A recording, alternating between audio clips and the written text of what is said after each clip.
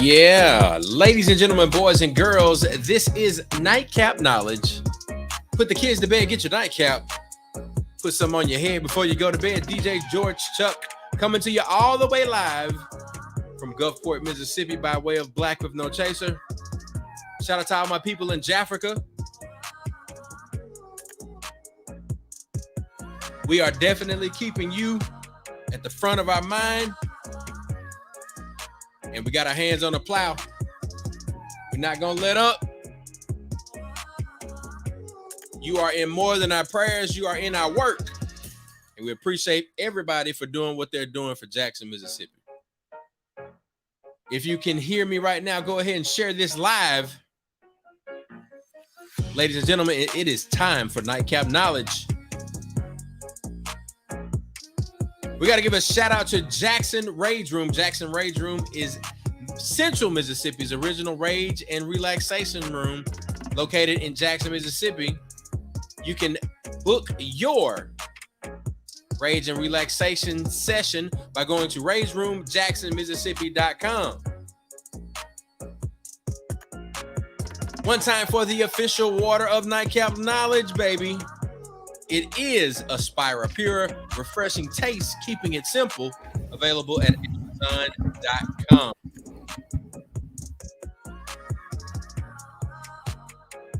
The Mississippi School of Health Services and Careers can get your career in healthcare started today. You can hit them up online at mshscschool.com or give them a call, 769-572-7490. You heard what I said. Put the kids to bed, get your nightcap. Nightcap Knowledge will be starting in just a few moments.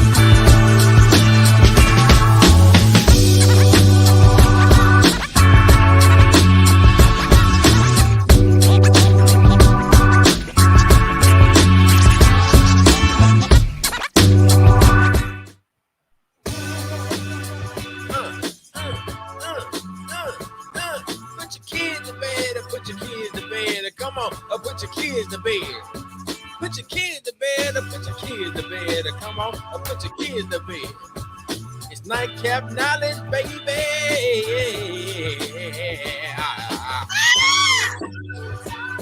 One time for your. Yeah. What's happening, man? Break the knob off. Knob off. Hey, man. Look at Matt. Look, Matt, you done shaved, boy. You got fresh shave. Yeah, that boy got that fresh clean. Look at that boy. Wagwan, boy. Wagwan, me boy. Me got me clean, me face, me smooth as a baby bottom.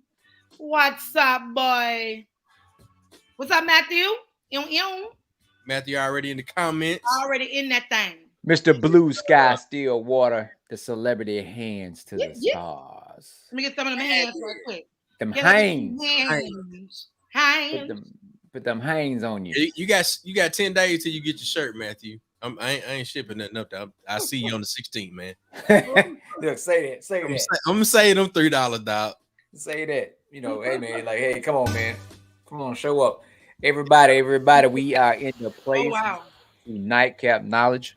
This show is rated black and uncensored, real talk, real issues, real solutions. And we're gonna tell it like it TIE is. Right here on Black with No Chaser.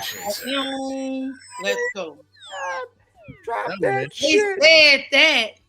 Drop that shit. Yeah, man. Hey, Yeah, man. man. Hey, look, don't forget about this. Where are we right now? Nightcap Knowledge. Tuesdays, 9 p.m. Central. Hey man. Let's Hey, go. Hey, Hey, he in there. our budget gonna renew in about 24 days. So if you want to sponsor these drops, let us know. Let's go. Hey, You wanna sponsor these drops. hey, if you want, hey, you know, Black August has passed, you know, but we still got Black September. It's all Black 365. 365, yes. So if you would like to be a sponsor on the writer, if you would like to get on board, and you know someone that might need to be on this podcast, reach out to us. Right now, it's a good time to share this live. Share this live. Share this live. Share it. This In live. fact, Share it. let's do this. Let's Share go to this live. our personal pages and make sure that we share this mother. Make Share sure the we live. get share this mother. Hey, you know, iPod the DJ has a song that it actually says share this mother. We need that. We need that. We need to see if we I can like do that. Yeah. Hey, oh, we know what? You know what we need to do? We need to take Bootsy.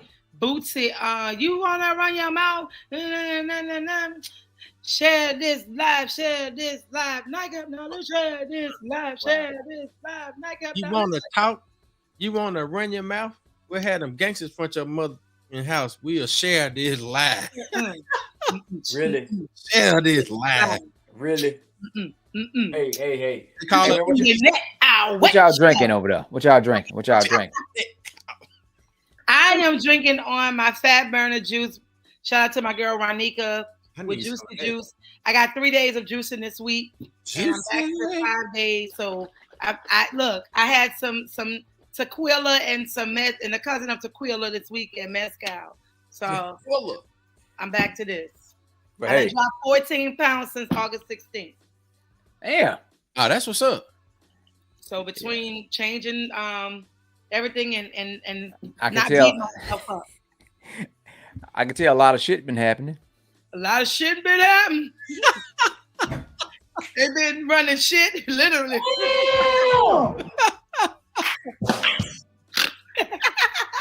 Who started? Who did that? Tonya. My Oh, bad. God.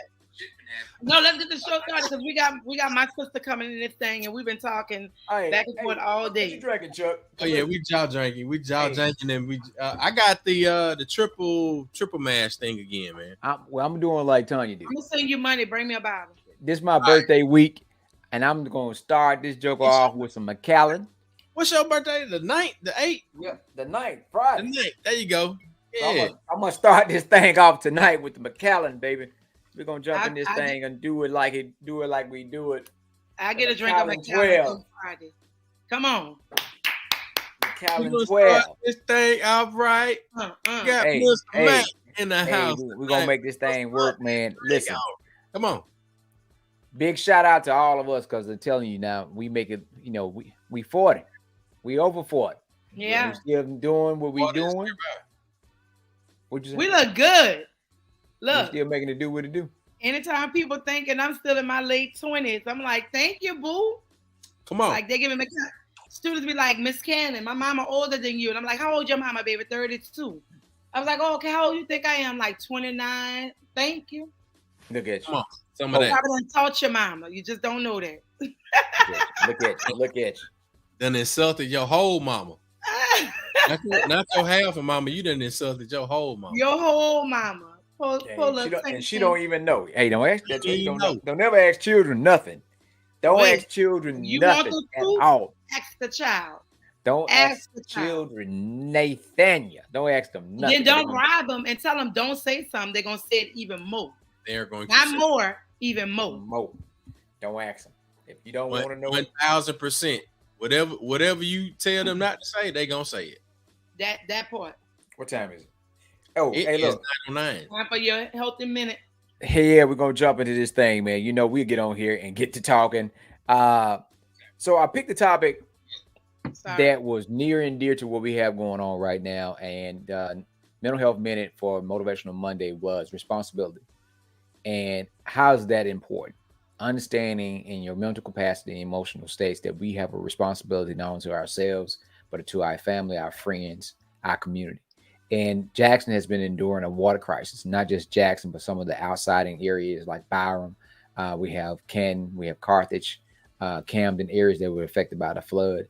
And folks have been stepping up big time. You know, people that are dealing with the water crisis themselves has been stepping up and taking responsibility to make sure that their fellow man and fellow woman, brothers and sisters have something to drink, flushing water, have something to eat, and just making sure that they see people. You know, it's been lifting spirits just to see people responding. Now, you cannot do anything about negative energy because as and in giving credit to Pastor Pickett that said one time, people that talk crazy to you, they talk crazy to themselves.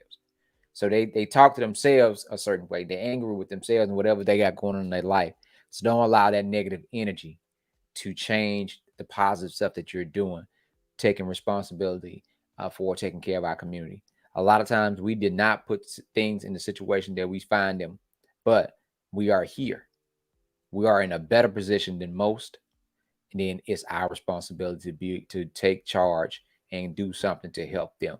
Because again, as I said, I said before, I'm saying again, it's not if something happens in your life or in your house or in your area where you want someone to help you. It's when it happens. And I know a lot of us have been affected by multiple natural disasters and different things. And we have tried to step up because someone stepped up and assisted us. So it's our responsibility to take care of us, regardless we're talking about within our own family, within our immediate family, within our friend circle, our fraternity, whatever organization it is, but in the Black community. We can't expect nobody to step up and do more for us than we're going to do for ourselves. So we must be responsible for ourselves. That is it. That's what's up, man. I'm just asking folks to chime in the comments to let us know if Mr. Mac's Mental Health Minute is resonating with you. I mean, personal responsibility is huge. But I guess also what it made me think about, Mac, is personal responsibility is part of it, but you know, something that you want to be at all times is for yourself. You want to be a self-starter. Yep. Because I mean, you can feel responsible, but sometimes you ain't gonna do nothing. And it's a lot of people out there that know better, but they may not do better. So I think I'll leave it there on that note. Hey. Now, TBC, what you got, man? Look, I literally was listening to everything Mac was saying. Also, one of my girlfriends, shout out to the CID unit, Asali, Nari, Val, all my people over there that's making sure that the Claiborne Initiative movement is happening. She just messaged me back. She sent me a video of Viola Davis talking about being a Black woman and being a Black artist in general and how hard it is for us and how much work it takes for us. And it spoke to me because with the music check-in, we're getting ready for In the Living Room is coming up September 16th. Myself, my girl Stephanie, and we have DJ George Chuck on the ones and the twos. Let me tell you how powerful and motivating that man with that hat on up there, constantly inspiring and saying, no, you gonna do it. He didn't say those words, but he was like, it's gonna happen. Because I assumed one thing and he held me accountable and I had to come back and apologize and say, you know what, I did do that to make it happen. Now, with that being said, we need you guys to get your tickets because once they sell out, they sell out. This is going to be a night of intimate conversations through music, intimate moments. No cell phones will be allowed to be used. You cannot video, you cannot photo any of the concert. That won't happen until after the concert. You can take your pictures and talk about it then, but we want you to be heavily into the moment of this conversation of in the living room. So get your tickets. The link is in the chat box, the comment section. We're waiting. We're going to be excited. We're going to be at the Yellow House, 111, powerful numbers, Ashe to the ancestors, Church Street, right on the corner of Farish and Church. Come and get your souls fed in the living room, through music, through conversation, and just some release. And look, it's going to be one of those moments. And with that being said, one of those moments, because my sister just jumped in here. Whoa. And get it started, because let me tell you something. People always ask me, how do I do it, right? And I literally, I need to send Chuck the video, but Sunni blessed me. Send me the video. She's been blessing me in so many ways. And we go back like over 20 years. Like this sister, and I'll let her tell you how much we go back, but I'm going to roast and give her flowers now. This sister, to this day, I can text her, I can call her I don't care what's on my mind. I don't care what thoughts I have. Sometimes I won't even text her and she'll instantly say, you were in my spirit. I had to send you. She blessed me with these affirmation cards that are more than just affirmation to me. They're intentional cards, because she said, you got to be intentional in everything that you do. And so ever since, she's been blessing me and gifting me and just gifting the world with the talents that she has. It's amazing how things turn full circle, because now I teach her babies. And her baby boy told me on Saturday at the auditions, he says, what's your name? I said, Tonya. He said, what's your last name? I said, Boy Cannon. You're my friend. He said, because he said, you're my best friend. You're my friend. You're my best friend in the world. You're beautiful, something like that. And he said, and you're the best, or something like, I can't remember. Like I had to hold myself. I was a thug. I had to hold it together, because he almost made me cry. And I remember when Sunni was pregnant with him, it was just a moment that she and I shared. And here we are, full circle. Yeah. With Ozzy singing and Kansu telling me I'm his best friend. Just words from children. Again, we said children tell the truth. So with that being said, this mother, this elder, she is my elder. We're the same age, but this wisdom that this sister has is so profound. She's an alien. She's an alien, and the ancestors are surrounding her. So get your hearts, minds, and spirits ready to be fed, to be just given all kind of lights and gems. Take your notepads out. Bring into the center of the stage. Come on. Sister Warren Easton marches on with Sunni Patterson.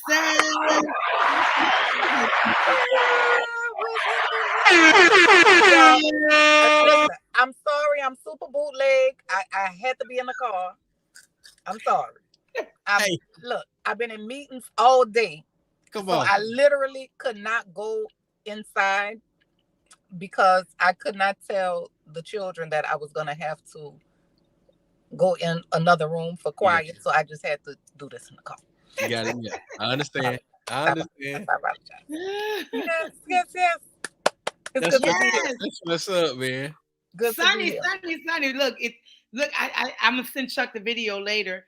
But I was telling just this sister, we go way. Yes. And I don't know if y'all recently saw that. I can't think of the article, but they reposted Sunni's poem. Like, she's done a poem for Serena Williams 3 times, Sunni. Yep, 3. 3 times for Serena Williams. I'm going to tag you in that post right now, Chuck, so you can share that on the screen. That she introduced herself to our Nightcap Knowledge family, our Nightcappers.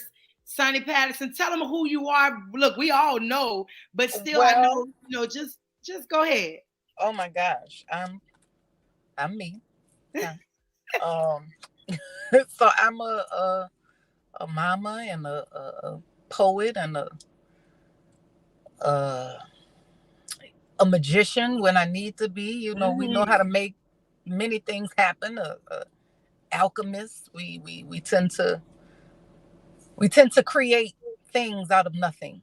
Yeah. Quite often. But you know, the nothing of nothing, the thing that you don't see. We give thanks for the nothing. There's a poem, it's just making me think about this. There's a poem, it's written by this Jewish woman, though. I can't even call her name right now, but she says, speaking about this aspect of the mother side of God, right?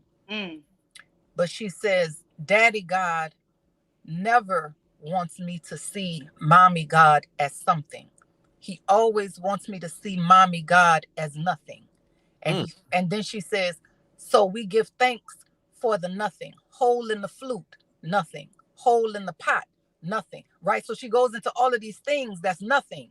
But without that nothing, you would not have the flute, right? Without that nothing, you would not have a pot, right? Things like this. So anyway, I'm saying all of that of what we do as women in this way, and especially as an artist, a woman artist, and who has to bring in this aspect of mother and health worker and spiritual worker and everything that we, you know, everything that is done on a daily basis of taking a whole lot of nothing, whether it's the idea of the nothing that is the thing that is unseen and putting it into a space that is seen. So, you know, for having the ability to do that, it's a gracious kind of place, you know.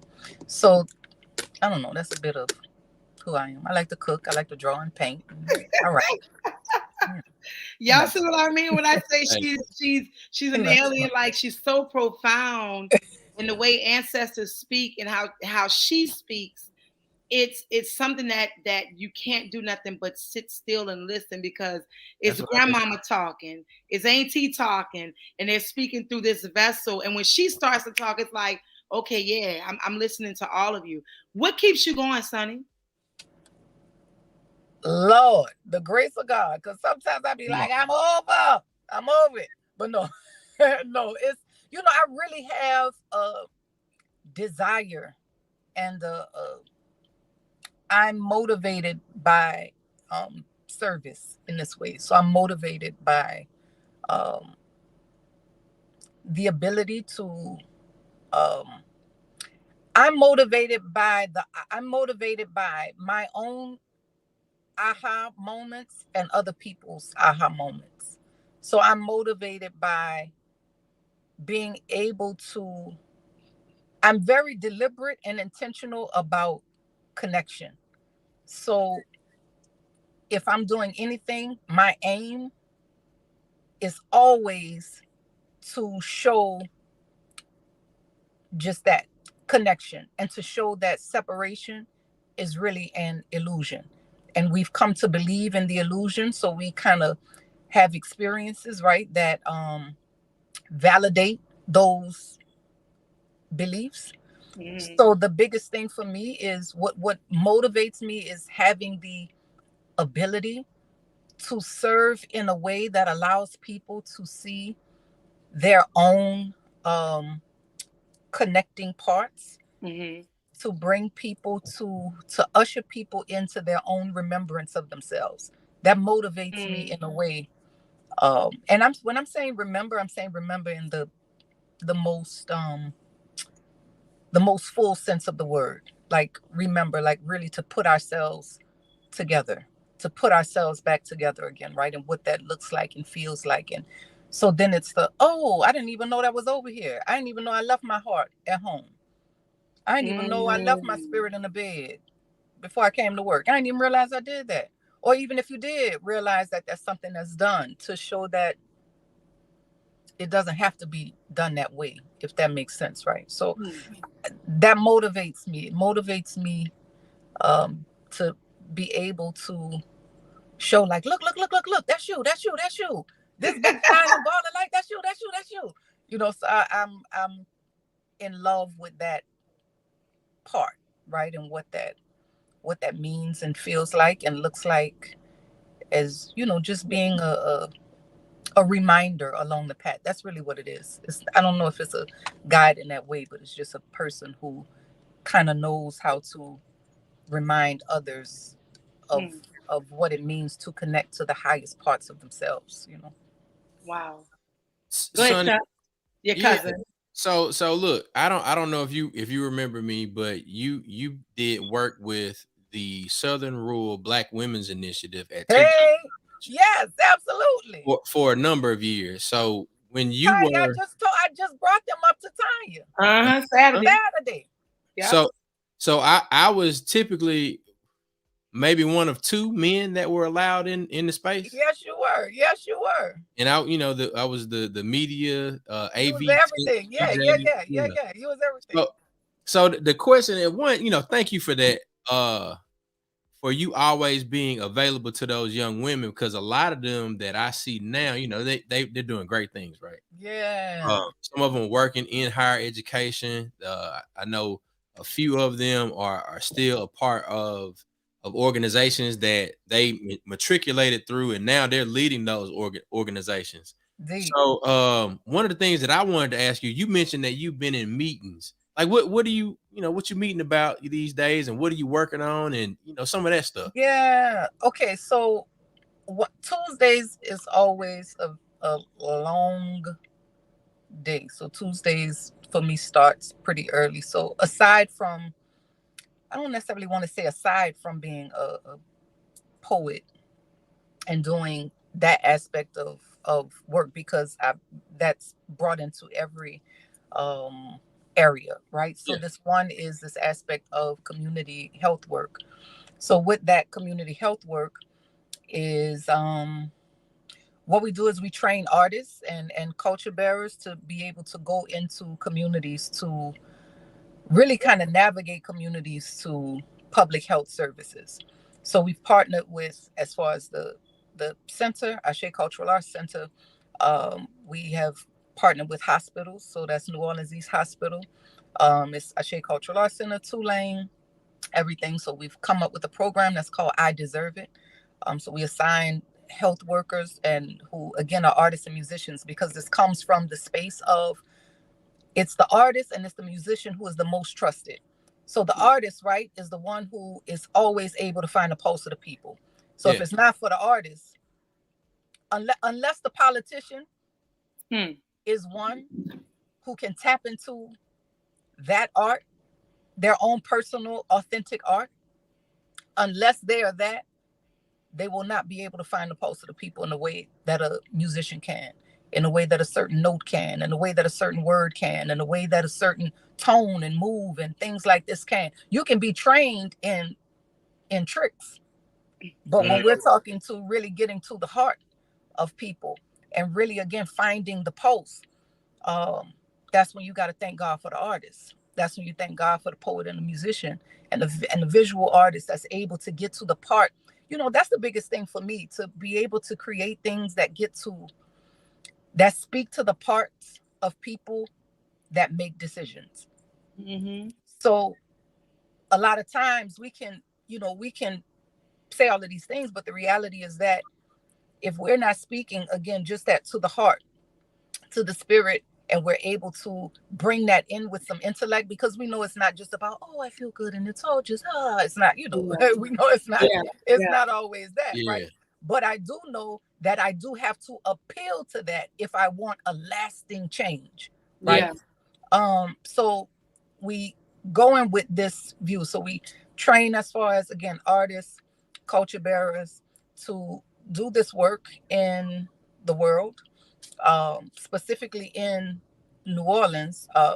So there are a few groups. It's a whole bunch of things that happen, but it's a few groups, what we call the artist influencer group, and then there are some who are, other ones who may not necessarily be artists, but they work in the hospital field. They work in the nursing area. All of these kind of things. So the thing is, how do we merge this art and science? How do we bring this aspect again together so that we are creating lasting changes, especially when Louisiana ranks 50th in health outcomes? Not, and not only has it ranked 50th in health outcomes, like recently, this has been for many, many, many years, right? So when we're looking at something like this says something. When we look at the life expectancy between Black New Orleanians and white New Orleanians, we're looking at a gap of 30 years. So this says something. right? So this is where the artist in this way comes in to create art that brings this aspect of activism, that brings this aspect of protest, that brings this aspect of empowerment, that brings this aspect of wellness. You know, I'm reminded of Malcolm X when we look at these things. It was like, you know, basically paraphrasing, but that when we come together, right, even illness becomes wellness, right? So that means that, again, back to this thing of separation and why. So even when I'm saying that this thing of separation is an illusion, what I'm saying is that if we can snap out of it, right? And even though, you know, like they say, if it was a fifth, right, we'd all be drunk. But the other part to that is as well, there's still power at the same time in that if, because it's what allows us to be able to dream in a place that doesn't always allow us to dream, right? Yeah. So if I want to dream of, now that's going back again to this aspect of expectancy. What do I expect, right? So especially when we live in a society that tells us what? Hope for the best, but expect the worst. So when that type of thing is riding through our psyche, when that type of thing is riding through the collective consciousness, and we're only expecting the worst, then that's a big problem. Wow. Because now it goes to, why do I expect the worst? It's another thing to be like, I'm here and I'm expecting the best. That's a whole nother mindset. Right? Whole different type of mindset. Yeah. So this is what this aspect of art does, and why we felt like, you know, the artist and the culture bearer is one to bring this. I wish my computer was working. It ain't. To you know, because the thing is to share this.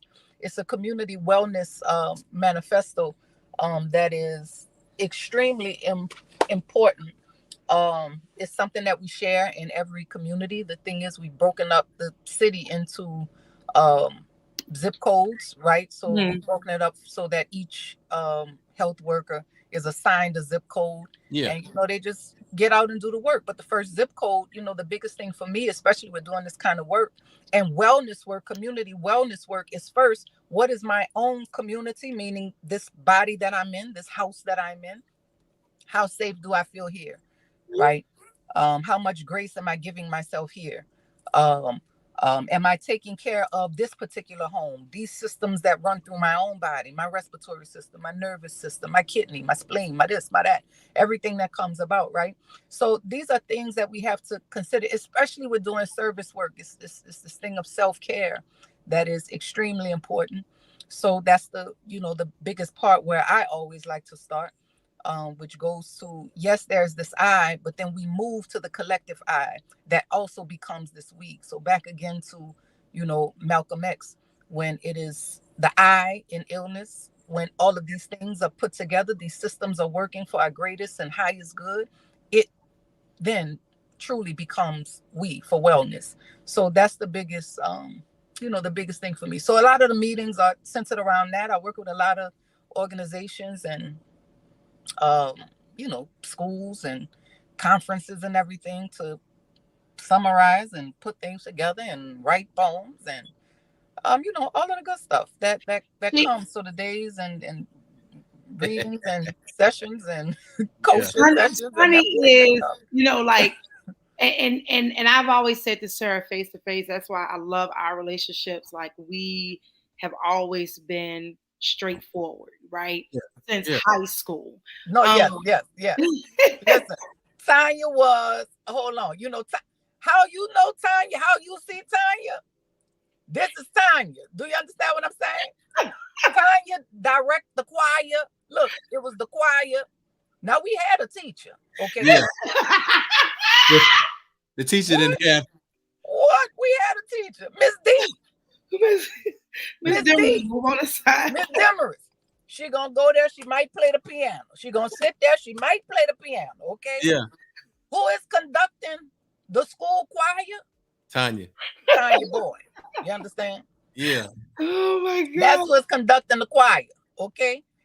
Then at one point we had a little break off choir. Did this choir have a name? What was? I can't remember. Now, we had our ensemble. We had the Warren Easton choir, school choir. Then we had the ensemble, the smaller group. But look, let me tell you, Sunny was always, she's like, what you see now? How she's, I ain't singing no soprano. I'm gonna stay right here at the altos. You hear my voice? Listen. Then she give you a song. Sonny, I need you to sing. But then she hit you. Sing that part. You're like, look, listen. Always.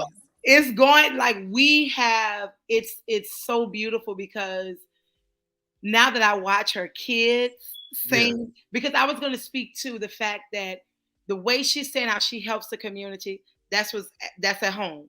Like at home, each one of her kids, they're just a different community. Like the way they conduct themselves within the arts, within just who they are. And I watch what I love, and I don't think we talk about this a lot as adults, but we have to learn to be students of our children because they'll teach us. Yes. For sure. So I watch how she watches them and learn from them.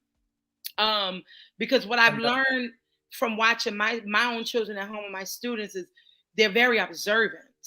Mm-hmm. And they'll turn their head and they'll just begin to say something that's so elaborate, eloquent, and just profound. And you're like, that's from a kid? You know what I'm saying? So it's like the Bible said, God take care of babies and fools. Yeah. Oh, when he take care of them babies and those babies start speaking to you. And you become a fool and you realize you're the fool. There we go. There we go. In the care all the time. There we go. Look. And look, I love you too, Tara. We got Laterica, and it says, "Speak, Sunny." She's so happy. She was glad she was able to jump on. Oh, Shayla, I hope I'm saying it right. Shayla. She said yes, finding the pulse of people in order to correct them. And Alina, you know we love you, Lena Bina. Alina, look, I can't see nothing. All this look. I'm squinting over here. Look.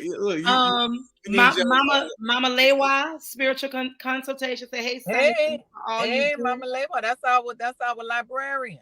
See, look, this community of Black with No Chaser, Nightcap Knowledge. We just want the world to know that we have every reach, whatever the spectrum, the entity is, we have it within our own communities. Oh, absolutely. And everybody's always asking, what's the cost? Sometimes it don't cost here. It just costs your time. You know, it costs, and that's a cost. Yeah. Well, that's like they say, that's our greatest currency, you know, in that way, So that's a big thing. Just relationships. It's a big thing, and how we are building and fostering and cultivating and creating relationships, because that's really what this whole thing, how we are moving, how we are not moving. It's all relationship. How I'm relating to myself, me to me, me to me, right. Me to all of me's, right? You to you, how I'm relating to you, how we're relating to one another. That's really what this whole thing is about. People tend to only hear, when they hear relationships, they only think about these very intimate, they only think about these kind of things. But the reality is that, man, listen, I read something, I'm big on words, right? So like the etymology of a word, right? So I looked at this thing of the ship, right? So when ship, SHIP, I thought this was something. When ship, and I was only dealing with this from the space of just that relationship and intimacy, but looking at this from the core relationship, meaning how I'm, again, relating to myself, how I see God, how I view God, all of these kind of things, and what this looks like to be able to go from, so in the tradition, right, that I'm initiated into, it's a lot that can be a lot of ritual. And I don't want to say this in this way because quite often people sometimes hear ritual and they think boogity woogity woogity, right? Mm-hmm. But if you get up in the morning and brush your teeth, sometimes you notice you always start on the left side. Right? Yeah. All of these things, we've ritualized so much of our lives that we don't look at it as ritual because we're so used to adding or putting another kind of experience on ritual, when these are just simple things that are being done on an everyday basis. So whatever habits we've picked up, even some people have created a ritual out of thinking very low of themselves, right? So some people, if you notice that it might be a person that can talk themselves out Sunny? of... Yeah. Oh. I think that... Chuck, We can hear you, Tonya. Can you hear us? I is it hear you. frozen on Yeah. my end? Uh-oh. Okay, there we are. There we That are. was you. That's you. I saw that click. I saw the click. Tanya, you have bootleg internet. Hold on, time out. Flag on the play. No, sir.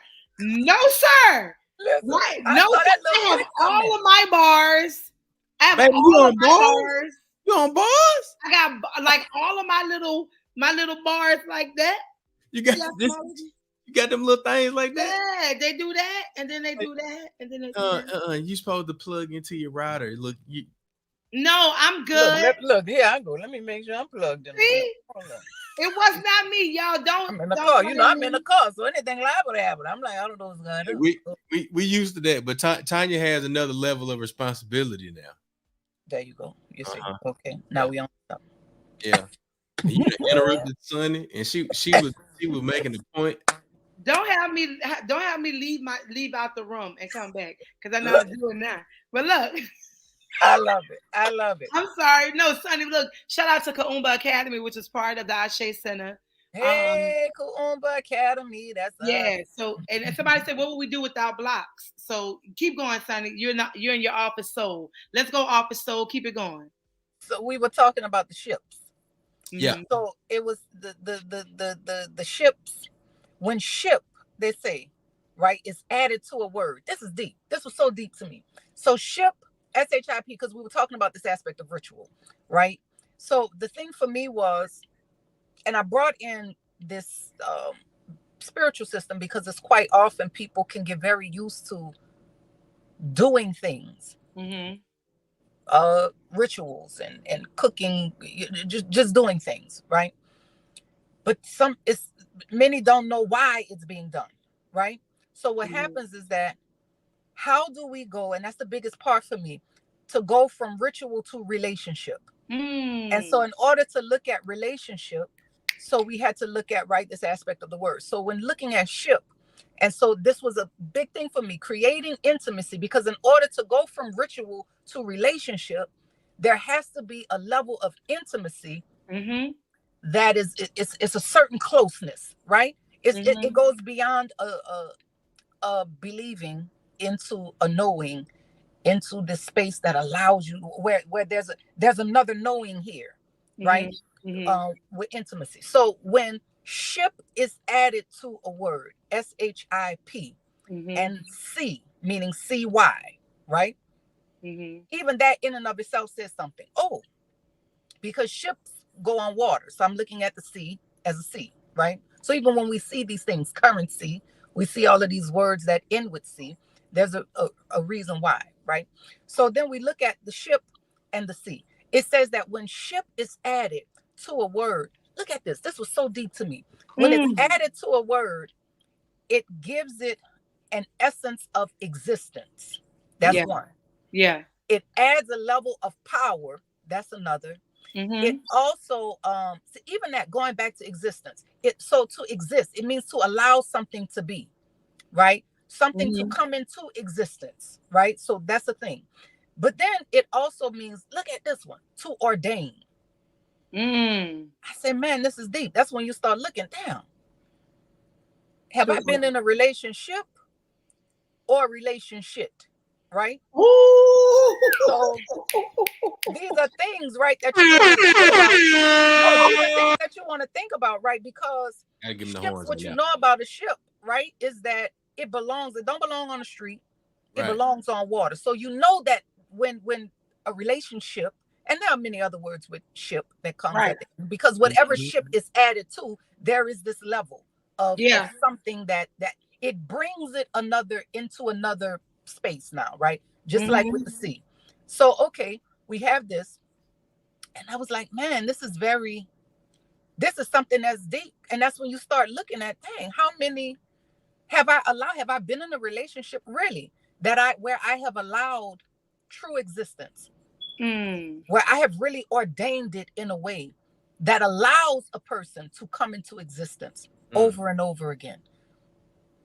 Because that's really what happens, right?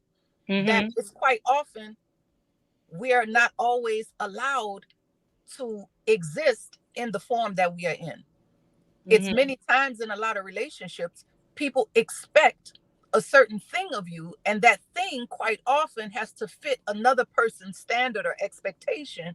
And people would say all the time, well, I have no expectations. Well, that's foolish, right? At the same time, but then it is also that you still have to have, are we confusing expectation in this sense with boundaries? Is that a thing? Is it where, and even in that sense of expectation, I know that that's not something that I have to necessarily live up to. But the expectation that I have of myself is the first one that matters, because my first core relationship is how I'm relating to me. So this particular relationship. So how am I riding in this boat? What waters am I covering? How much terrain, right? How does this work? How is the sea? How is my sea moving? Right? How is my ship? What am I allowing to be, and what am I ordaining? Say it again. I was saying, as you say, what am I allowing it to be, and what am I ordaining within myself? Within myself. That's it. So even when we look at ordain, like, what am I deeming as holy? So that's the biggest part. What do I deem as holy in these relationships? And then you look at what it is that we begin to value. Why do I say we value it? Because there are certain things that we pay more attention to. We talk about this often with paying attention. It's a reason why people don't say you have to pay intention, but you do pay attention. Right? So the thing about an intention, that's where I had to think about this, like, oh, well, intention is an aspect of time. So time, because intention can be a future thing. Why can intention be a future thing? If intention can be a future thing, because it's sometimes something. So the thing is, what it is that you have an intention about, you're being intentional about a thing. But while this thing is happening, or while you may perceive it as not happening, there are certain things that I must do in order to fulfill this intention. So there is a certain attention that I have to pay in order for this intention to be filled, if that makes sense, right? So the thing is, now, what am I paying attention to? And it's the reason why you have to pay it. So I was like, wow, this is deep, because it's quite often that what we've paid attention to are the things that will not serve us, or the things that don't bring us joy, or the things that we only want to change, or all of these things, and we pay it more attention. And then before you know it, it shows what we value, because really you pay for what you value. Yeah. So now that's when I have to look like, damn, I done paid this bill, I don't know how many times. I was just sitting at a meeting early, and I was like, it's something for me to say to Entergy, take this extra 500. I will never say that to Entergy. Do you understand what I'm saying? Understand what I'm saying? I would never say it. So it's like it's like this. Like, how much am I paying? How much am I paying this low level thought? How much am I paying this low frequency? How much am I paying this unworthiness? How much am I paying this lack? How much am I paying? All of these kind of things. And it's like, damn, and then before you know it, you have given this all of your time. You've given this all, you've paid it. You've paid it, all of that. Yeah.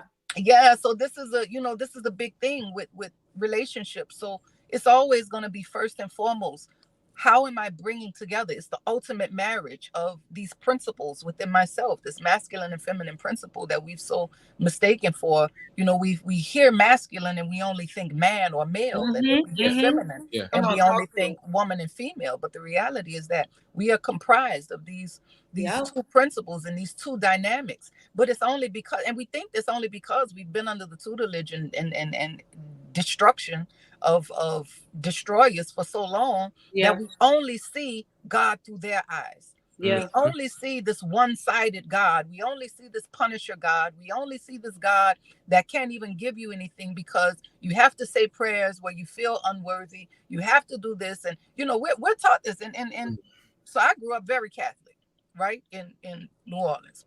Yeah. So you have prayers, right? In the Catholic Church. Lord, I'm not worthy to receive you, but I only say the word and I shall be healed, right? So it's a lot of people who might never hear that word.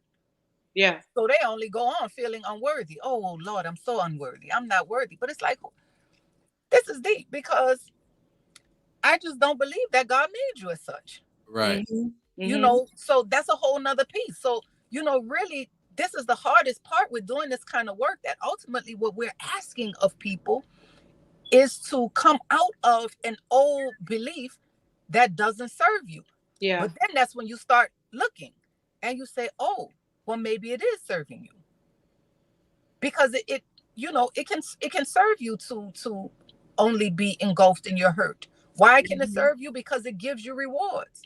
It gives us rewards when we are hurt, when things are happening, when it's this, when it's that, and so forth and so on. What are the rewards? It can be a whole lot of rewards that come from being invested in hurt, that come from being invested in pain. We have whole nonprofits that centered around hurt, pain, and everything else. You understand? We have whole businesses that's situated for it. We have people who come and pay good money to have other people to join in on their hurt and their pain.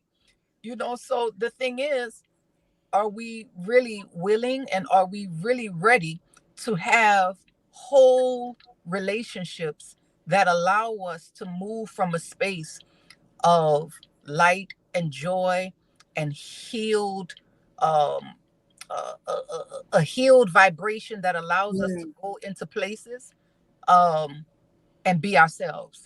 Like really be ourselves. And that's hard sometimes. It's hard because that's when we start realizing, like, damn, I've been connected to somebody else's view and idea of what I should realities. For a long time. So it takes some courage. So this is why we always have to have grace. This is why these relationships are so important, that we are, that's why I'm saying, am I a safe place? We say that when, you come into spaces. Oh, this is a safe place. That's the thing. You understand what I'm saying? But the reality is that, we talk about this often. Myself and a sister of mine, Chauncey, we facilitate these retreats called the Ready Woman Retreat.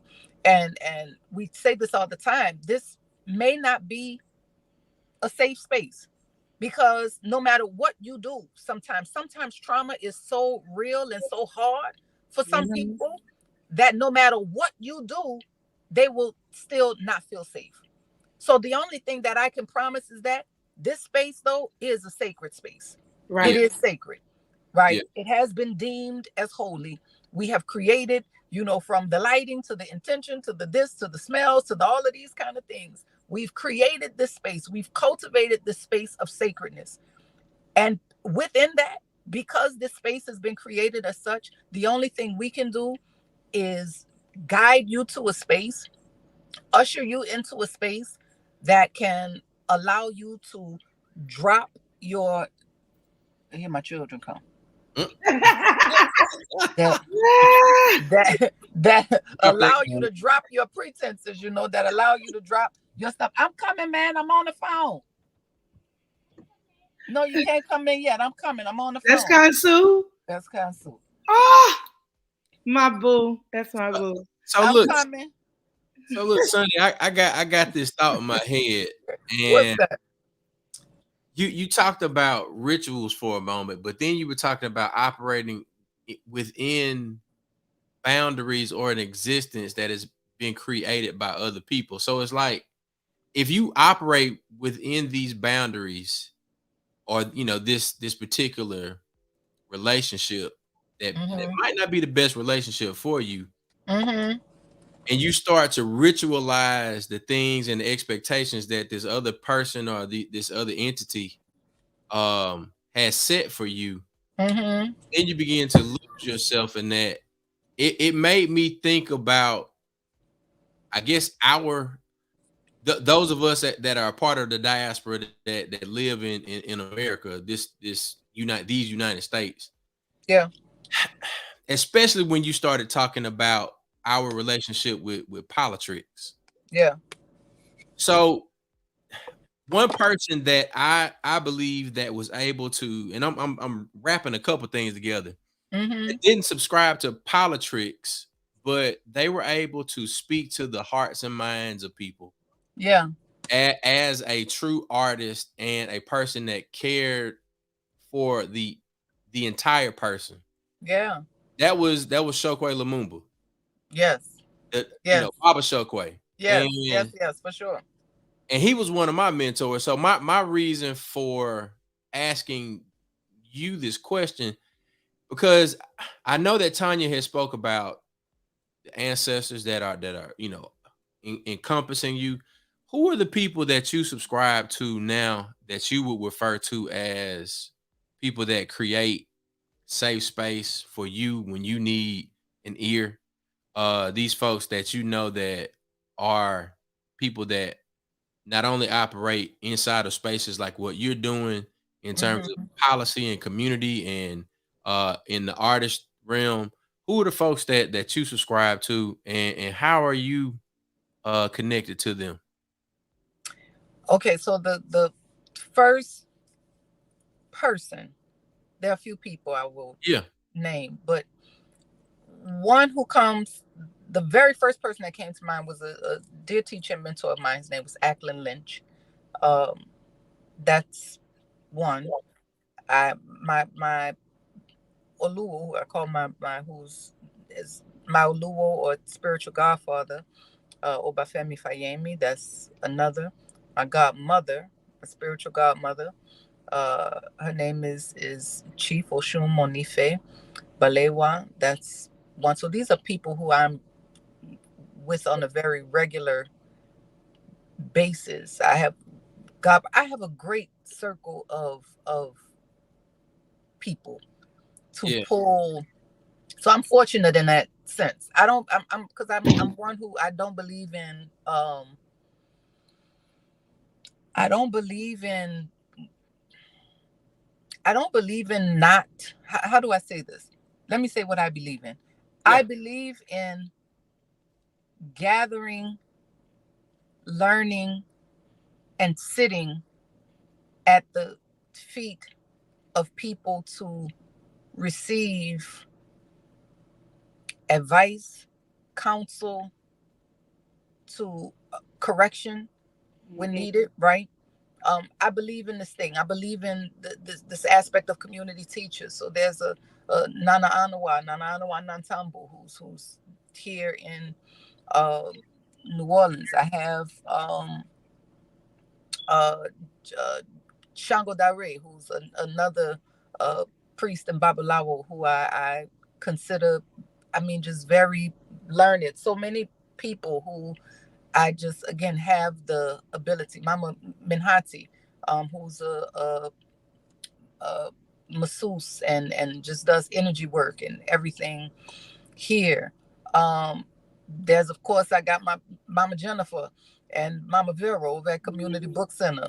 There's my own family, right? My sister, Tyra, my sister's Tia, my mama, all of these people. I can go on and on. But then when we're also talking about this aspect of that's really doing this kind of work, again, my circle of folks, when I think about what Tueri is doing, who's my cousin and sister and friend in this way, Tueri Burns, who um, is the director and founder of Bar None, with dealing with resocialization and arts and justice and everything that comes with exoneration and all of these kind of things, and what that means to have this kind of spirit. When I think about Asali Devine, who's Asali Devine Ecclesiastes, who's a sister of mine who is CEO of Ashe Cultural Arts Center. Yeah. When I think about my other sister, Sherelle Blazer Egbeyinka, we founded an organization together called Breath is Life. She, again, merging this aspect of art and science. She's an atmospheric chemist, so she has to travel all over the world, looking at policy and dealing with this aspect of environment and climate and things like this, and what this means to bring this. We also founded the Algiers Ancestor Festival together, so that's coming up November Coming 4th. up November That's a whole 4th. nother thing. Yeah. So that's a thing. So I think about people who particularly my spiritual godparents, who, so what was coming up, and then what I was not trying to say, but I think that's still adequate, which is who are responsible for birthing me into the spiritual tradition in order for me to have these necessary tools to be able to decide and divine for myself and for community. So that makes a big difference for me, because my basis is always going to be my spiritual life. I'm everything else. Listen, poetry and music and song, all of these, I mean, these are really what they really are door openers. Yeah. Right. Yeah. But the essence of my work is always based in spirit and connection. That is it. What does it mean to remind and remember our gifts? What it is to remind and remember our voice? What it means to, remember that we existed in places that this present, even the sound and spelling of the word. Yeah. That aspect of presence, the presence of a thing, being here, right now, present, the present of a thing, the gift of time, but the present of a thing, the present aspect of this very moment, and what that means for us, right? So what does it mean to be people who experience this aspect of time travel? What it means to be in the now and know that it in and of itself is a present moment. It in and of itself is one that is still filled with hope and desire and a longing for a future that I expect to be great. Wow. Right?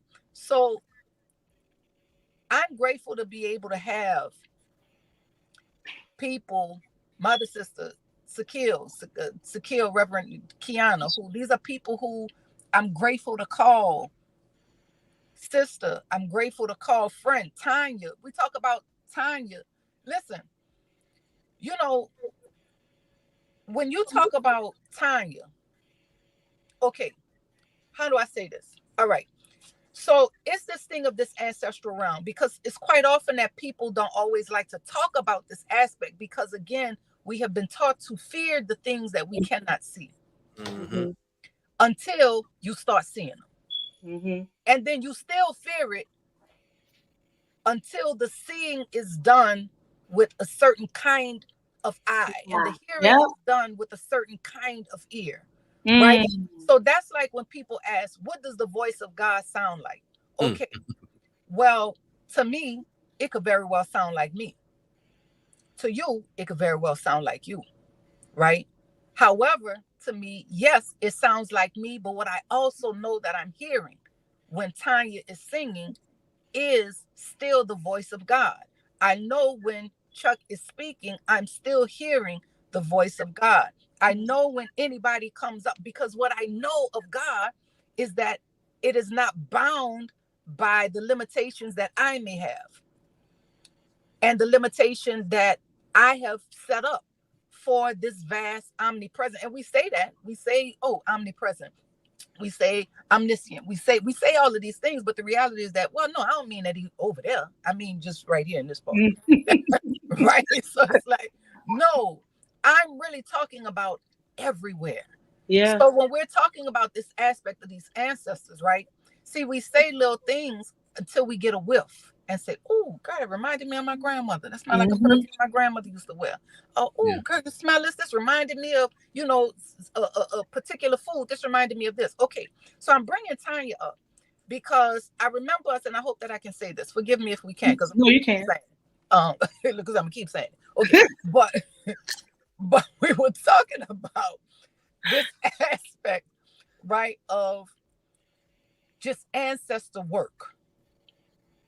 And it was something because it's like what Tonya does, and I'm saying this not just from a space of knowing her and being in choirs and knowing her for this long and being under even her direction in this way, but I'm saying how that has gone from the 90s up to now.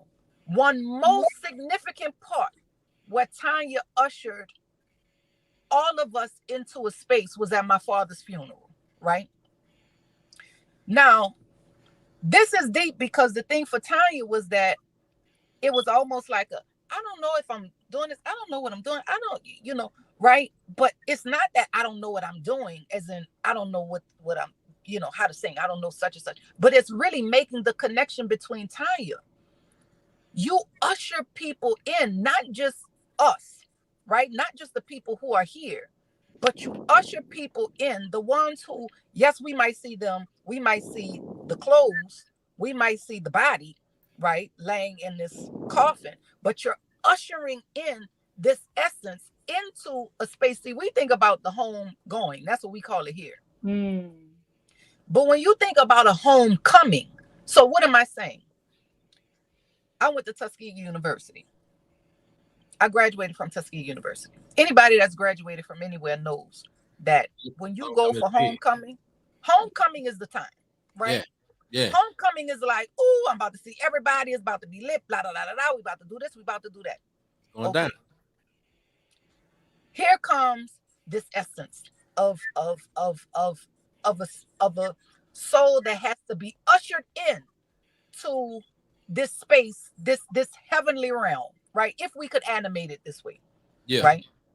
To be ushered into this heavenly realm. Can you imagine the homecoming that's there? Wow. Can you imagine what it is?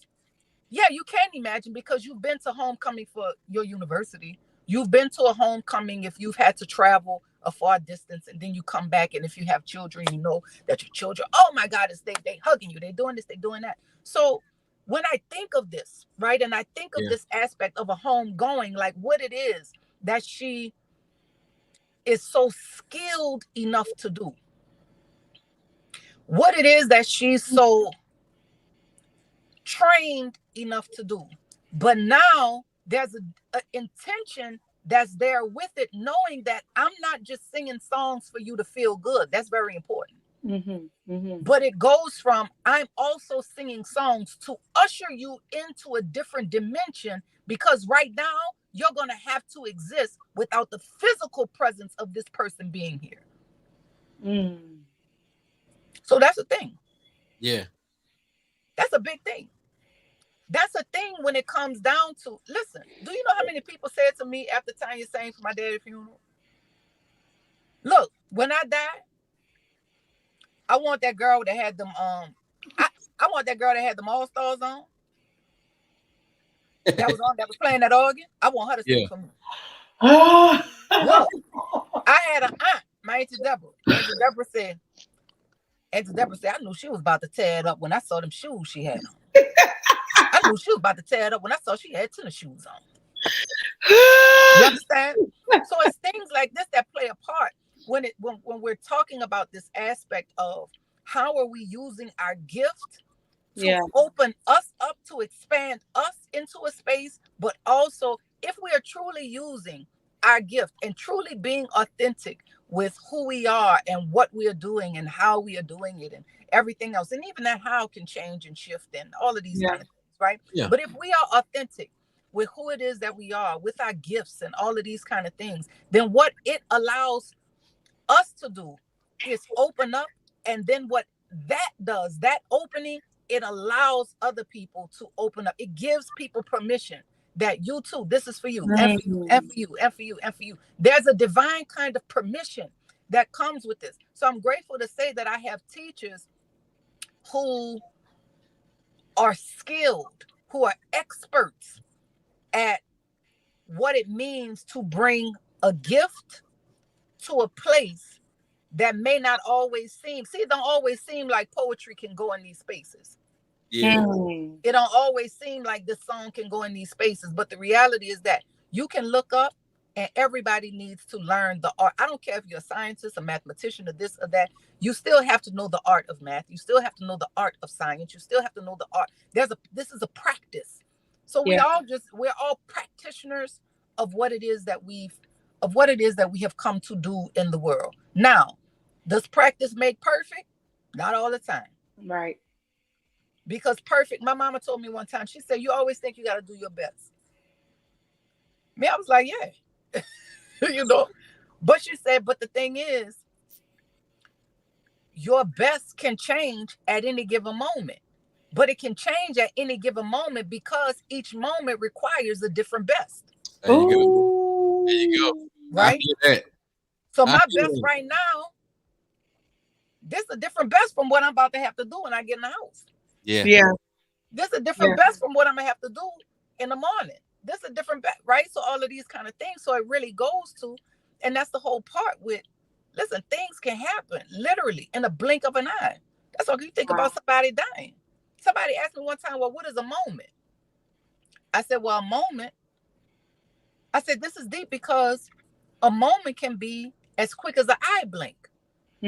So, and I'm only saying that because there are two times that I think of a moment. One moment is at the change of a thought.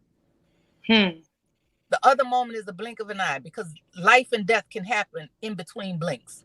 Yeah.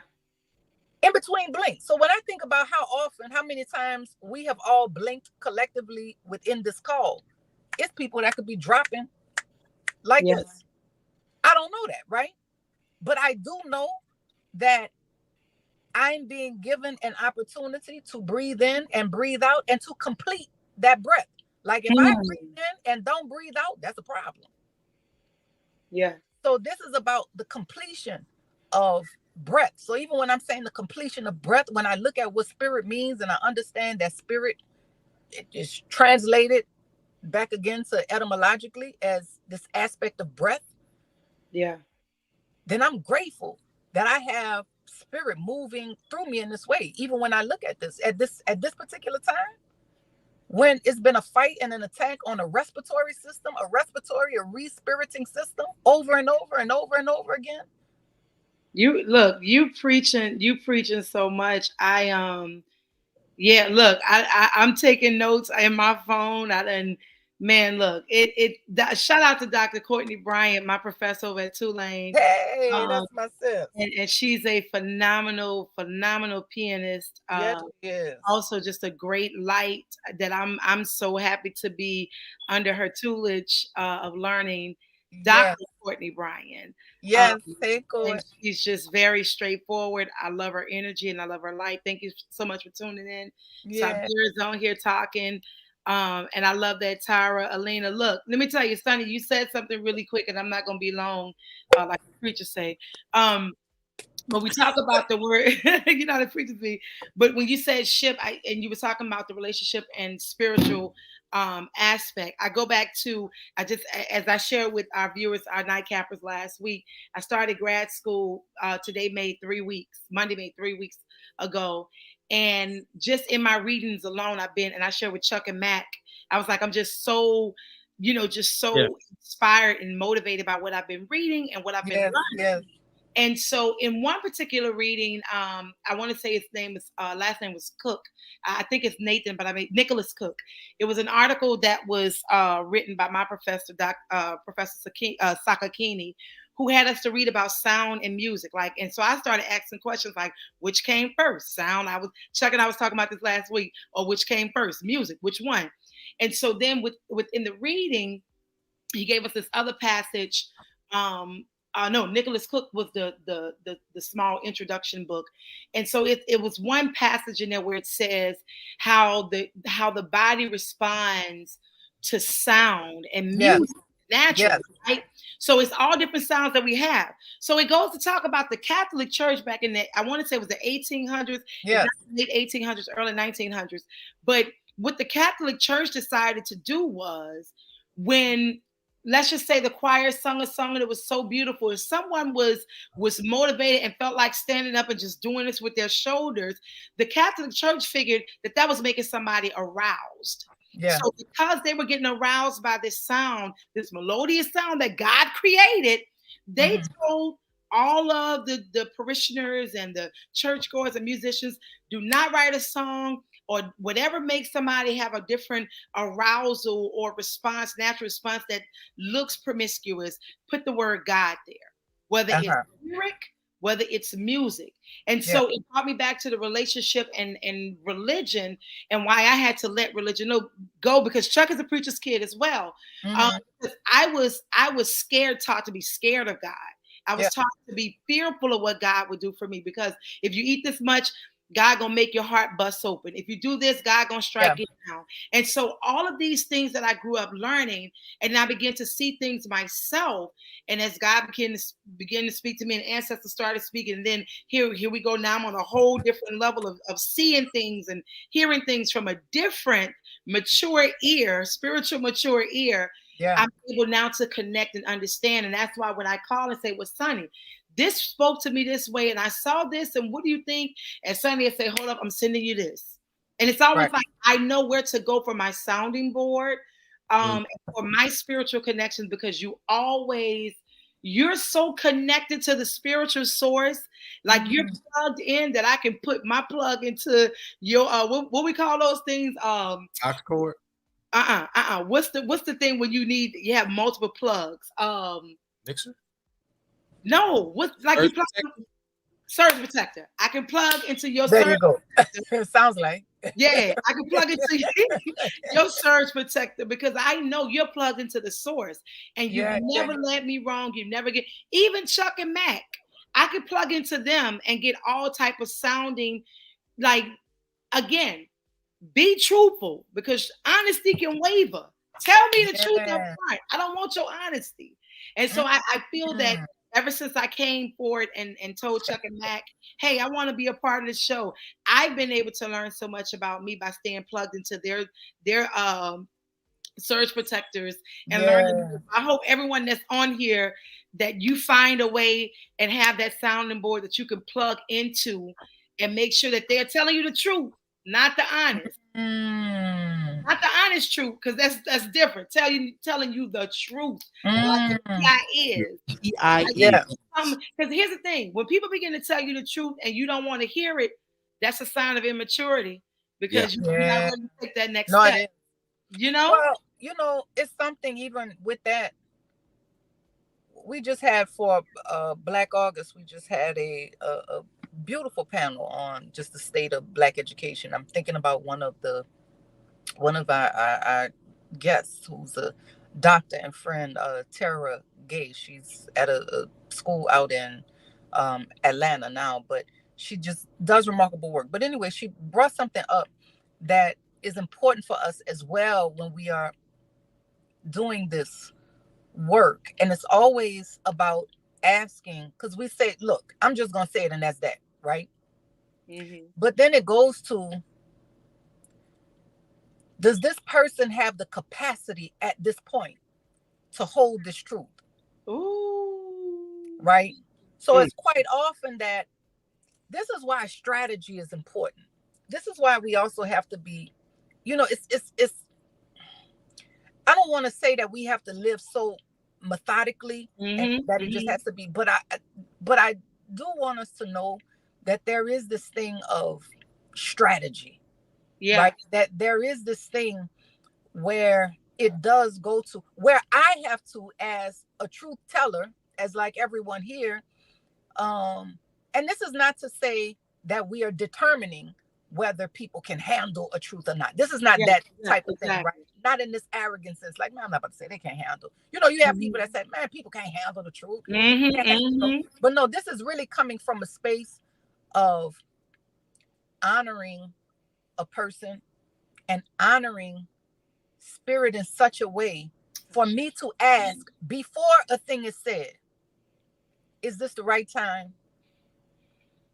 Is this really the right place for this at this point? Now, some people can go back and forth and say, well, there is no right time or there is no right place. But the reality is that, yes, there is. And when we are tapped in and tuned in enough, we will always be able to know right time and right place to where we are absolutely able to truly to be able to hold someone in a space when really, because what we are doing is really at this point asking someone when the truth is delivered, what we are really doing is putting this out, and there is an ask.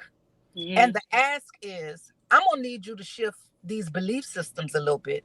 Because here this is. So the same thing with, just like you said, well, this thing of religion. So this is a hard piece, especially when we're looking at this space of being, children of pastors, children of preachers, right? So what happens is there's a whole lot that comes with that.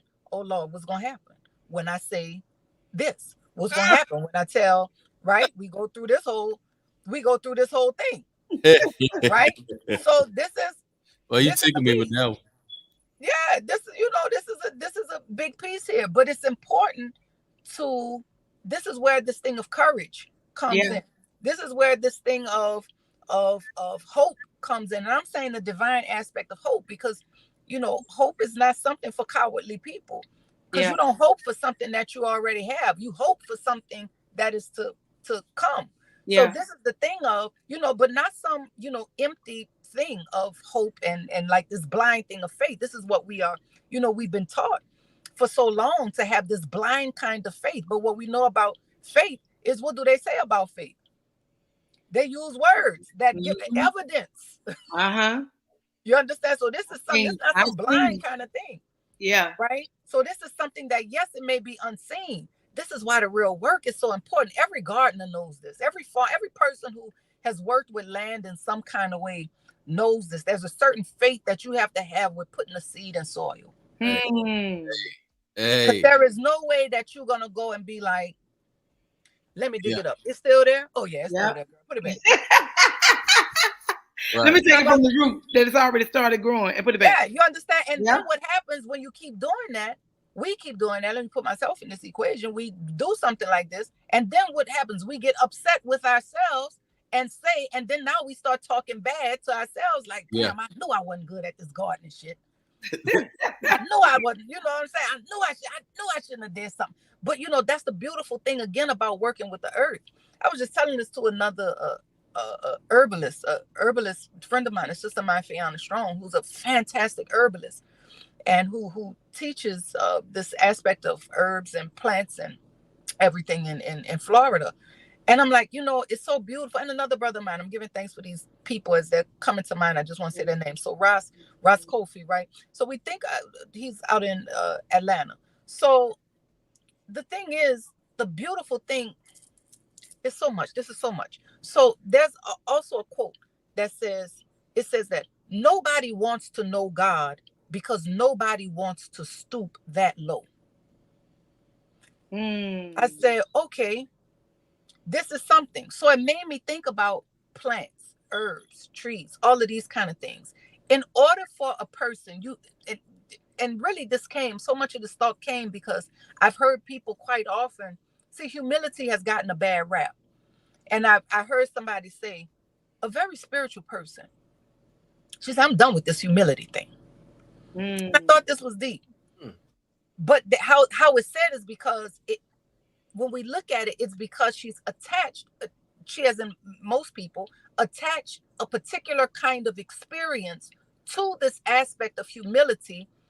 And really that experience still is rooted in a person not being their authentic selves, a person that is not seeing, themselves as worthy, not creating the boundaries. We don't do these things. And then before we know it, we're saying that, oh, I'm just being humble. But the reality is that, no, we're afraid of the success that could come. We're afraid of the attention that could come. So what happens is that we start doing a particular thing and blaming it on humility. But the reality is that it's not humility. It's a false humility because the reality is that I'm not being myself. Okay, so that's one thing. So here we go with this aspect of humility, right? So going back again, when we look at humility, we look at this word and we look at the colonizer that gave it the definition that we have equated with a low vision and low position and these kind of things, right? So then we have to go back to these other aspects of the word, the HUM that bring us to human, the HUM that brings us to even the things that we eat, hummus, where that comes from and all these kind of things.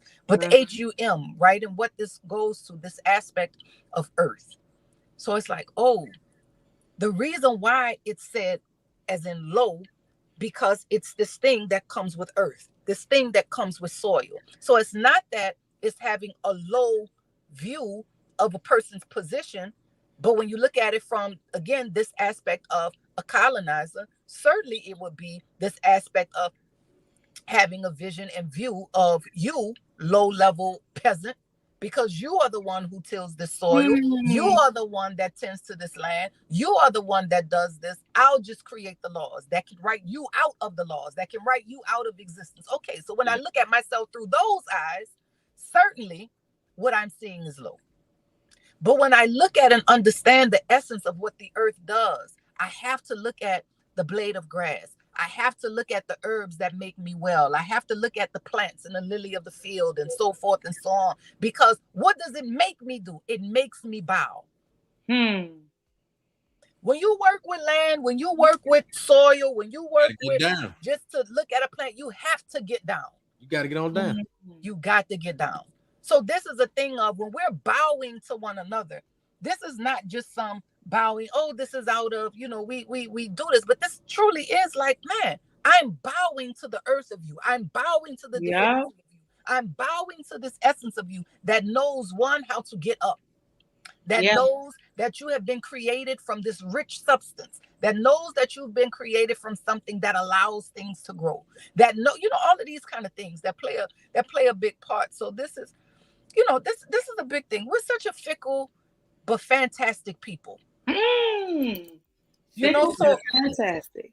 But it goes to it, this is really just about, again, going back to that space of relationship, going back to this thing of putting these parts of myself together, of bringing my whole heart, of bringing my, we can say all of this about God. We sing them songs. I'm thinking about, y'all got me thinking about all these good old church songs now, right? In the song, what's the first line? Jesus, I love you with my whole heart. Not half of it, not some of it, not the little part on the left side, not the right ventricle, not the fourth chamber. My whole, this whole aspect of heart. So when we can come with this aspect of wholeness in this way, when we can come from this space where I'm no longer compartmentalizing myself to fit in these different types of boxes that I have been not even forced. That I have developed a taste to be in. Let me lose this taste outright.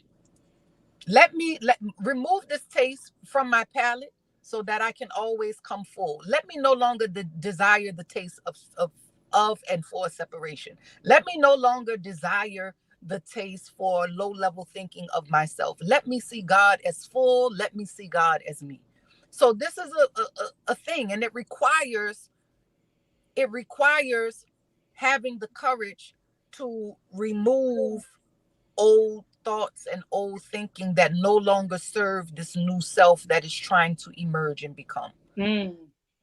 And so that's the real part. Let me be who I am becoming. That's who I want to be. So in order for me to do that, I have to do, and I don't even want to keep saying, I don't want to say just what we have to do, because then it turns into just even more doing.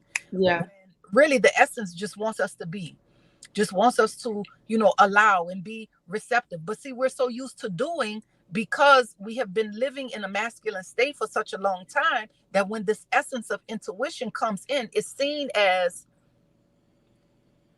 imagination. Even though I think imagination is the greatest tool that we have, because if I can see myself outside of myself, then that means that the bridge that I'm building is one that has to connect this self to that self so that I can come in full and meet again who I am becoming. This is the whole thing of this present moment. This is a present moment in order for us to be able to get to the future selves that we are desiring to be, that we are longing to be. But even in that, who I am right now is sufficient. Hey, look. Who I am right now is good. Who I am right now is holy. Who I am right now is whole. So that means that what am I doing? I'm doing the next best thing. So even if the next best thing is cleaning out my closet, let me do it. Even if the next best thing is walking my dog, let me do it. Even if the next best thing is getting here, let me do it. So it's just like, let me be. Yep. I know, let me tell y'all something. I know you guys are enjoying this, but I also know, Sunny, if Bean comes back outside. Look, they've been hitting this window. I'm surprised y'all ain't here. They've been knocking. Look, Mazi and Kansu. Wait, you gotta let them meet Kansu. You know that's They're my gone. baby. I'm not calling them people. Them people is this side.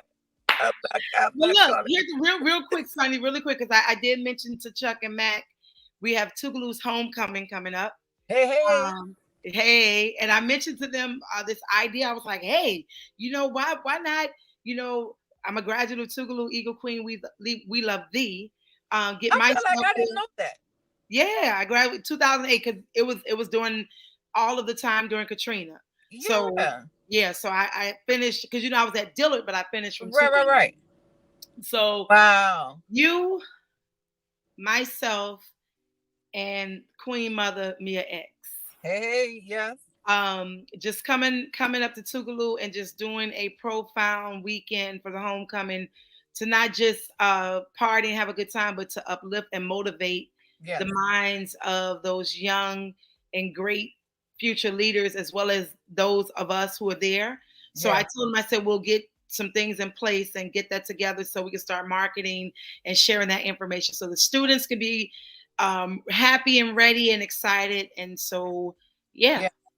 Yes. You already know I'm down. I haven't been to Jackson in a while. That's my another family, Tougaloo, and then you already know, like you said, Southern Rural Black Women for Economic and Social Justice. There you go. All the good folks. Matter of fact, I just saw, so when dealing with that is of course with Children's Defense Fund. So they were just here. Who was we were just together. Was this in July? No, this wasn't in July. This was further than that because this was Jazz Fest. So Starsky, do you know Starsky?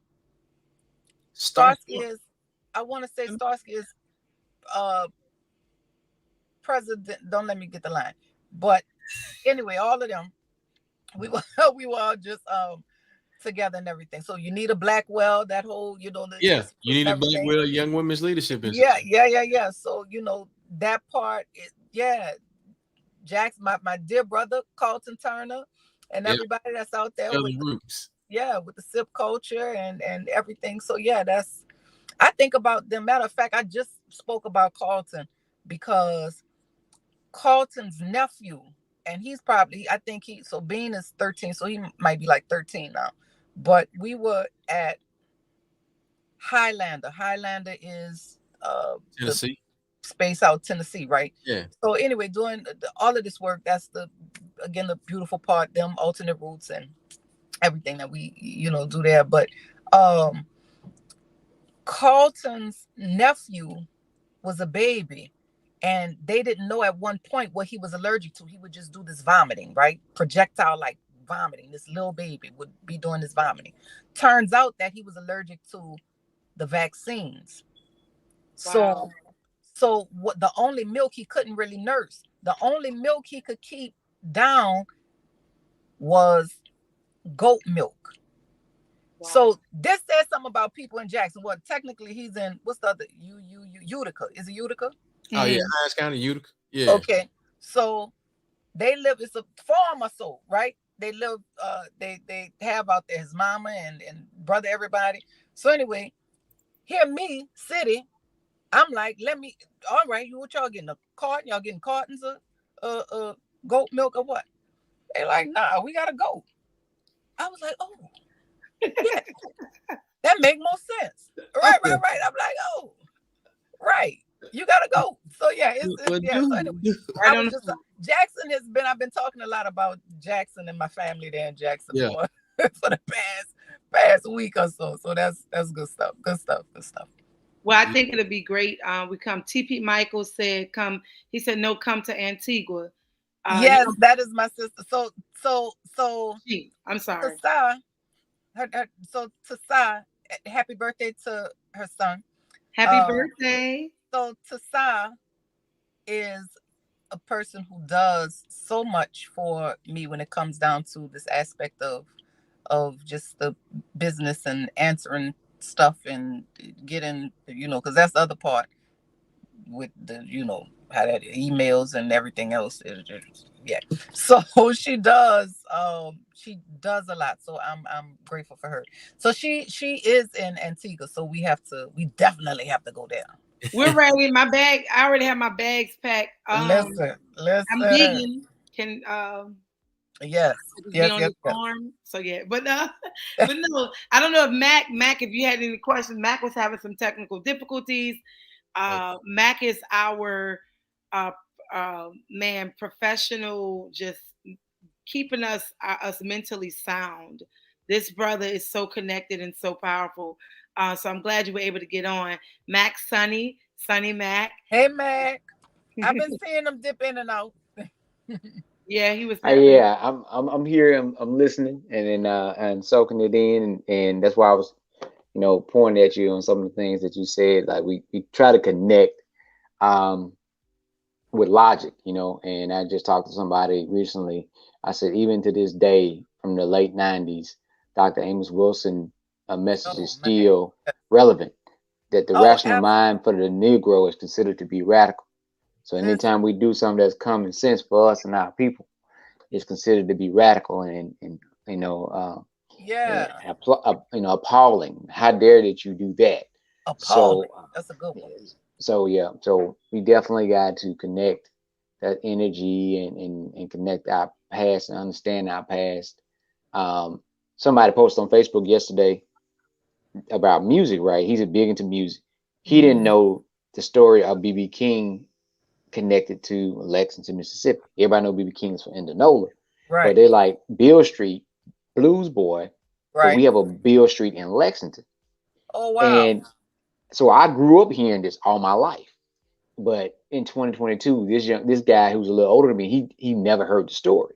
So I'm like, it's so much of our history that we don't know, that we could just start writing our own living rooms, writing our own towns, and we don't even know how our history is connected and whose space we in and who influence we have and all those types of things. So I think all what you're saying is very, very important. That's good stuff. Hey, look, we got some good stuff. Some nuggets were dropped. Not even nuggets, some buckets. Were dropped tonight. Shout out to Poetic Puff jumping in. Thank you so much. I don't want to say he, she. That way, I don't offend anyone. But they said, Sunny, thank you for reminding me that all I am will always be. Thank you for reaffirming the importance and divinity and duty of my gift in poetry. Thank you for putting in digestible term the active intention of relationships, first within self, then with my community surrounding me. Thank you for igniting the fire in me to get involved in word as well as action. One love, Sister Sunny, always and forever. Poetic Alabama, Florida. Nightcap Knowledge, thank you so much for creating this space. Hallelujah, family, blessings. Look, to everyone on here, man, look, power, peace, love, healing, transformation for all of us, because tonight was one that we didn't know it was going to divinely go this way, but divinely, God and our ancestors knew what we needed to hear tonight, also knew what we needed to be fed, for us to be intentional while paying intentional to all that we're doing. Sunny, you always know I love you. Oh my God. Love you, sis. I love you. Know. I would love to see my Kansu. I'm gonna have to show my video next week of my baby. Yes. yes. Listen, he is inside. I got these children that's, this whole conscious parenting thing, they ain't got no schedules and things like this. Would be the problem. They'd be like, damn, why you can't go to sleep at 9 o'clock like these regular children? Bean said one time, now he was little. Bean had to be, Bean was the one that traveled all over with me. All of them did, but Bean more so. It was like, I'm not regular. We're not regular. What is your son's name? We call him Bean. His name is Jabril. One is Jabril, that's Bean, and then Mazi, that's Amazia, and then Kansu. So we call my daughter Bean. Oh yeah. Yep. All them beans, man. Them beans is wild. Them beans is wild. Beans give you gas. Yes, yes, sir. And they can be a pain in the. Okay. Look, let me tell you again. All I love that I can learn something every time I'm around Sunny and them babies. Like, Yeah. yeah. I keep saying y'all have to meet Kansu. When y'all meet him and you see how giant he talk like this with a little vocal fry in his voice. And I was telling him to sing. I said, sing, ooh. He went, ooh. Wait, there she go. Okay, he's the speaker. I said he's gonna speak for the family. Like, yeah. He's the speaker. He's the speaker. And Maz is just sitting there. She's so poised. She's like, boy, if you don't get over here, like she's the little mama. No, she's like, if you don't get over here. She really is. Kansu got in trouble at school. He's the little lover. He's the hugger, and he's the all of them are just super sweet. But that oldest one is a whole another thing. But Kansu, he got in trouble at school, and the teacher said, I was so surprised. He said the B word. I said, Kansu. I said, you. Oh, I could say this. It's not mine. It's not mine. Uh-oh. Girl, it's been yours. It's been, now, look. Let me mute her. Tonya, you have been frozen for me. I've been hearing you, but you've been frozen on this and all night. Nah, G. Nah. Look, you ain't finna blame this on somebody else. Oh, you're moving on. Now you're moving. Okay. I know I was laid back on the couch saying it's not mine because I get accused every week if the Wi-Fi have a problem. And I don't even be at their house. Oh. Well. See what I mean? Now, Sonny, what was the B word that the baby said? Finish the story. He said he didn't say the B word. I said, what did you say? He said, I say, that's how you talk. He said, I said the D word. I said, well, what's the D word? He said, duh, bitch. I said, that is a B word. Here I go, me. That is still a B word. Buh. Here Mozzie come. This is ridiculous. No child learns their alphabetical sounds by using cuss words. You're better than this. That's how she is. Not, you're better than this. I said, Kansu, you called somebody this? He said, no. I was talking to myself. I said, but the teacher heard you. I was talking to myself. I said, Kansu, what were you saying? I said, well, what happened? He said, a girl hit me. I went to clean up, and then I was talking to myself. I said, so you said, and here I go. I'm getting ready to go back into Mozzie. Don't you say it again. Don't say it again. Don't say it again. I said, Kansu must have gotten that corner because he was very adamant about that. He was talking to himself. I said, he must have gotten that corner. That girl probably hit him, and he must have said, I don't believe that bitch hit me. I said, but either way, Kansu, I said, you can never say that. You cannot say that, Connie. That's him. Look at him. Isn't he cute? That is him. Hey, man. That's look. DJ got one.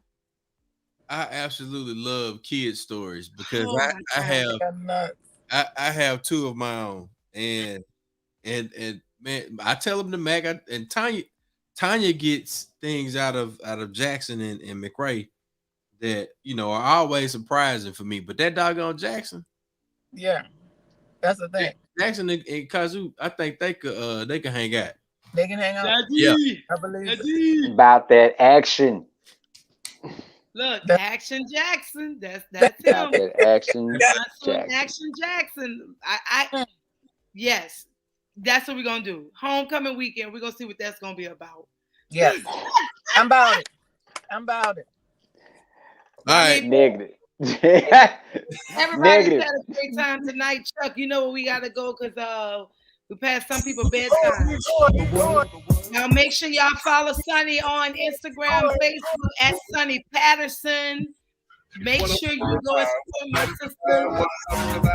Follow her, tag her, all of those great things. And y'all know next week, Tuesday, 9 p.m., we're gonna be right back here Hey, Hey, it's Virgo season. It's Virgo season, baby. Virgo season. We in the it house. is, Lord. Lord help us. It is. All of that. We'll see y'all here next week, 9 p.m. DJ George Chuck, Mr. Mac, Tonya Boy Cannon, all the Nightcappers. Please subscribe, send a like.